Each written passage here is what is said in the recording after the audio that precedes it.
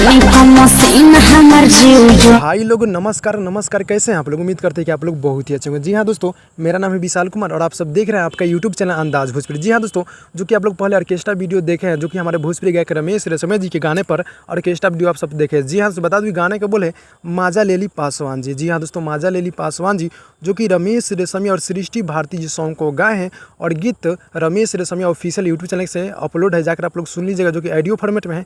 काफ़ी बवाल का सॉन्ग है। जी हाँ दोस्तों, बता दूं कि दीपक प्रियांशु जी मतलब गीत को लिखे हैं और चमन सिंह जी का म्यूजिक, काफ़ी बवाल की म्यूजिक चमन सिंह जी दिए हैं। और गाना जो है ऑडियो आप सबके बीच Ramesh Reshmiya official YouTube channel पे अपलोड है, जाकर आप लोग सुन लीजिए। और बहुत ही जल्द इसका वीडियो आप सबके बीच आने वाला है। जी हाँ दोस्तों, बता दूं कि ये बहुत ही गाना हाई लेवल है, जो कि ऑर्केस्ट्रा में आप सब देखे हैं, जो कि हमारे भोजपुरी गायक रमेश रेशमिया जी गाने पर बने हैं ऑर्केस्ट्रा वीडियो। और आप सबके बीच बहुत ही जल्द इसका वीडियो आने वाला है, तो मेरे चैनल को आप लोग सब्सक्राइब करके रखिएगा, ताकि आप सबके बीच अपडेट मालूम चलता रहेगा। जी हाँ दोस्तों, तो बता दूं कि अपडेट कैसा लगा। अपडेट अच्छा लगा तो लाइक कीजिएगा, चैनल पर नए चैनल को सब्सक्राइब कीजिए, क्योंकि भोजपुरी खबर यहाँ पे मिलते रहता है। तो भाई लोग चलते हैं अगली वीडियो में, तब तक के लिए बाय बाय और अपना ख्याल रखिएगा।